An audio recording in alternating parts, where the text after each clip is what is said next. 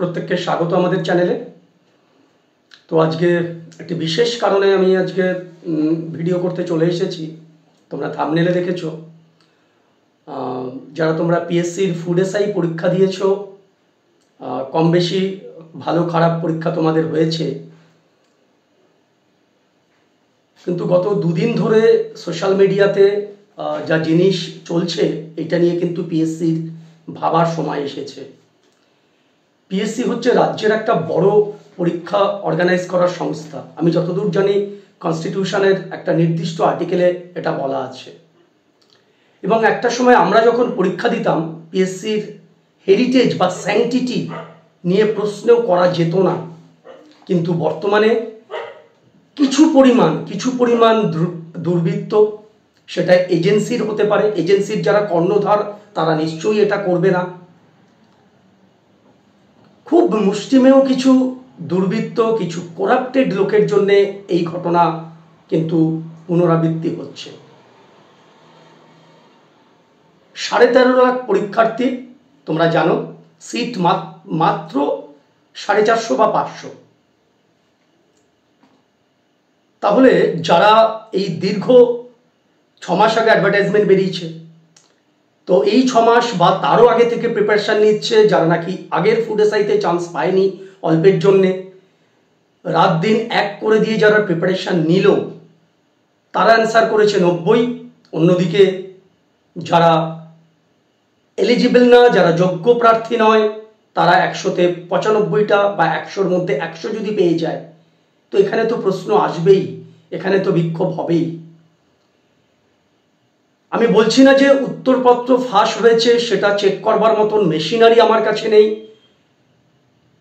যারা পিএসসির কর্তৃপক্ষ এবং যারা প্রশাসনে আছেন তাদের এটা দায়িত্ব, তাদের ওপর দায়িত্ব বর্তায় যে আপনারা ক্লারিফিকেশন আপনাদের দিতে হবে যে না, স্বচ্ছভাবে হয়েছে, এইটার কোনো রকম বেস নেই, আদারওয়াইজ কিন্তু অন্য কিছু ভাবতে হবে।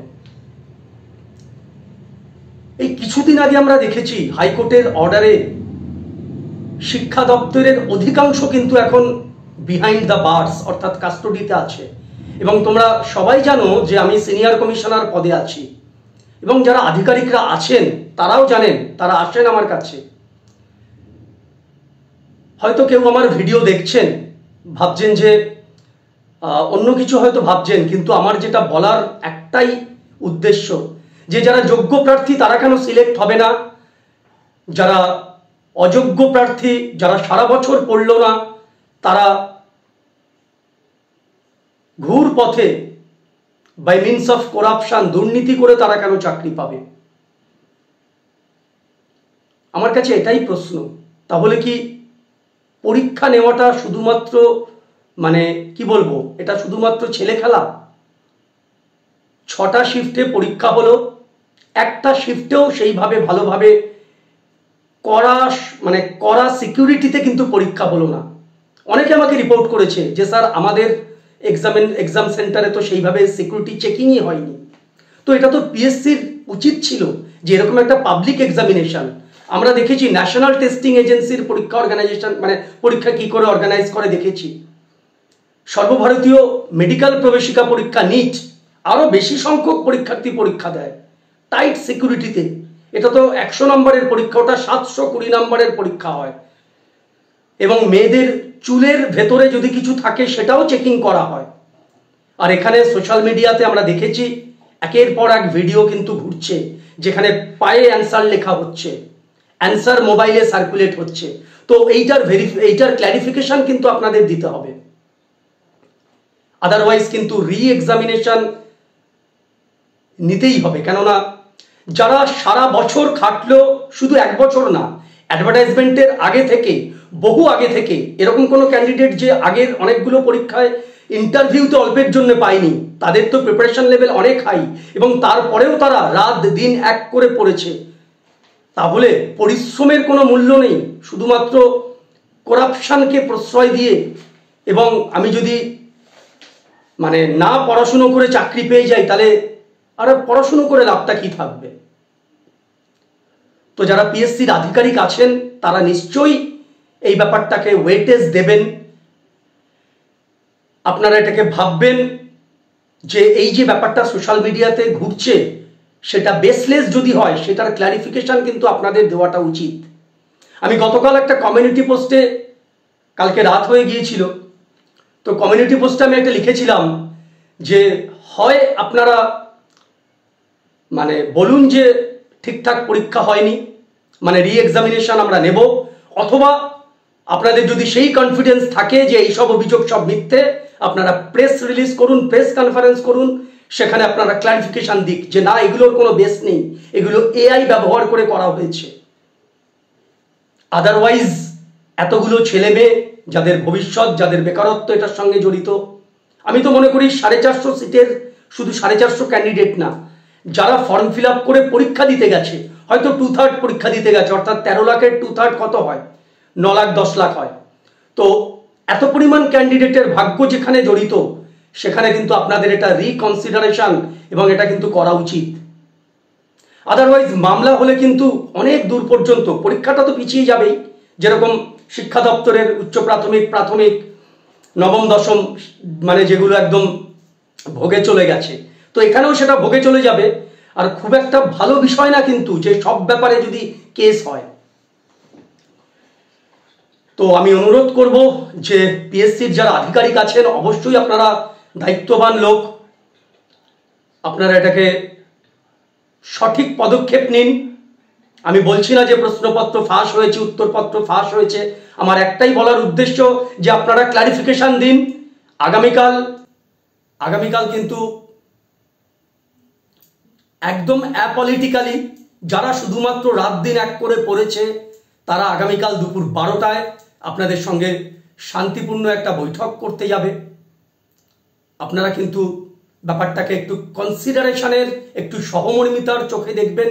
তার কারণ আপনারও বাড়ির ছেলে মেয়েটা কিন্তু পরের দিন, পরের বছর বা কিছুদিন পরে পরীক্ষা দেবে। অর্থাৎ এই জায়গা থেকে যারা মানে করাপশনের সঙ্গে যুক্ত, তাদেরকে কিন্তু আপনারা কিন্তু আর প্রশ্রয় দেবেন না, স্ট্রিক্টলি হ্যান্ডেল করার সময় চলে এসেছে। তার কারণ হচ্ছে এটা যদি চলতে দেওয়া হয় না, তাহলে কিন্তু ফুল সিস্টেমটাই কিন্তু ভেঙে পড়বে। কেননা কেউ যদি দেখে যে আমি পড়ে চাকরি পেলাম না, তখন সেও কিন্তু ইন্ডালজ হবে যে আমাকেও তাহলে ঘুর পথে চাকরি পেতে হবে, অর্থাৎ সমাজটা কিন্তু অবক্ষয়ের পথে চলে যাবে। আরেকটা জিনিস বলা আমি এখানে প্রয়োজন মনে করেছি যে যদি আপনারা মনে করেন যে কোশ্চেন পেপার দেবেন না, তাহলে কিন্তু যেটা ওএমআর শিটের একটা কার্বন কপি আপনাদের রাখা উচিত ছিল। তার কারণ আজ থেকে 6 মাস পরে পরীক্ষা হলে কত নম্বরের প্রশ্নের অ্যান্সার আমি কত করেছিলাম, আমি যদি আইটিআই করি তখন কিন্তু আমার হাতে কোনো প্রুফ থাকছে না, অর্থাৎ সেখানে কিন্তু একটা লুপহোলস থেকে যাচ্ছে। এই ব্যাপারটা কিন্তু আপনাদের কনসিডার করা উচিত ছিল যখন প্রশ্নপত্র আপনারা দিচ্ছেন না। আর যারা অ্যাসপায়ারেন্টস আছো, যারা পরীক্ষা দিয়েছো ফুড এসআই, যারা রি এক্সামিনেশন চাইছো, তারা আগামীকাল অবশ্যই দুপুর 12টায় পিএসসির হলের সামনে শান্তিপূর্ণ যে অভিযান হবে সেটায় সামিল হও। তার কারণ হচ্ছে তোমাদেরই কিন্তু এগিয়ে আসতে হবে। আমি তোমাদের হেল্প করতে পারি। আমাকে অনেকেই জানিয়েছে যারা পরীক্ষা দিয়েছে যে স্যার আগামীকাল আমাদের জমায়েত আছে, যত বেশি সংখ্যক স্টুডেন্ট যাবে তোমরা ব্যাপারটা তত ওয়েটেজ পাবে। তোমরা ভেবো না যে ও যাবে আমি না গেলেও হবে, এরকম ভেবো না। যত বেশি সংখ্যক ক্যান্ডিডেট ওখানে যাবে ব্যাপারটা কিন্তু বেশি ওয়েটেজ পাবে। এবং শান্তিপূর্ণভাবে তোমরা বলো যে এই যে ব্যাপারগুলো, এই ব্যাপারগুলোর মানে কতটা এটা সত্যি কতটা মিথ্যা এটা আধিকারিকদের কাছ থেকে জানো, এবং বলো যে ফরেন্সিক যারা বিশেষজ্ঞ আছে তাদের হেল্প নিয়ে এটা যে মিথ্যা এটা প্রমাণ করে দিন। আদারওয়াইজ কিন্তু রি এক্সামিনেশন নেবার জন্য কিন্তু অনুরোধ করবে তোমরা। তারপরে অবশেষে তো মামলার ব্যাপার, প্রথমেই কিন্তু মামলার ব্যাপারটা মাথায় রেখো না, কেননা কোর্ট অবধি গড়ালে কিন্তু ব্যাপারটা লেন্দি হয়ে যায় এবং তারপরে তো কত কিছু হয় জানো। তো যাই হোক, একটা কথাই বলবো যে তোমরা ডিমোটিভেটেড হয়েও না। ব্যাপারটা আমিও আমার তরফ থেকে দেখছি। কালকে পিএসসির আধিকারিক আসবেন, আমি তাকে ব্যাপারটা জানাবো, উনিও নিশ্চয়ই ব্যাপারটা জানেন। আবারও বলছি, প্রচুর সংখ্যক অফিসার খুব সৎ আছে, খুব ভালো আছে, মুষ্টিমেয় কিছু নিচুতলার লোক বা একটু উঁচুতলার, তাদের জন্য কিন্তু পুরো সিস্টেমটার, পুরো সংস্থাটার কিন্তু দুর্নাম হচ্ছে। সুতরাং আপনারা সজাগ হয়ে যান এবং একটু একটু আপনারা ভাবুন, একটু সহানুভূতি, একটু সহমর্মিতা আপনারা দেখান। এই যে ছেলেমেয়েগুলো যারা পড়াশুনো করছে, যারা যোগ্য প্রার্থী, তারাই তো চাকরি পাওয়া উচিত এই সমাজে, তবেই তো সমাজটা এগোবে। তো চলো, বেশি কিছু আর বলবো না। আগামীকাল আবার এই সময় কি হলো, কি আপডেট, বা আমি কতদূর কিছু জানতে পারলাম, এই নিয়ে আবার আমি চলে আসব। তো চলো, ভিডিওটা তোমাদের যত মানে গ্রুপ আছে প্রচুর পরিমাণে শেয়ার করো।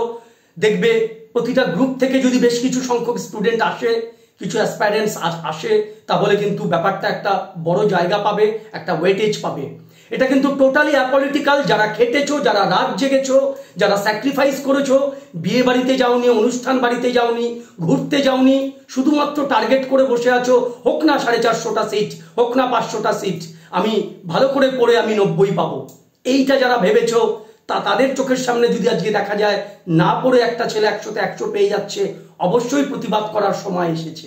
তো চলো, আগামীকাল দুপুর 12টার আগে তোমরা ওখানে পৌঁছে যাও।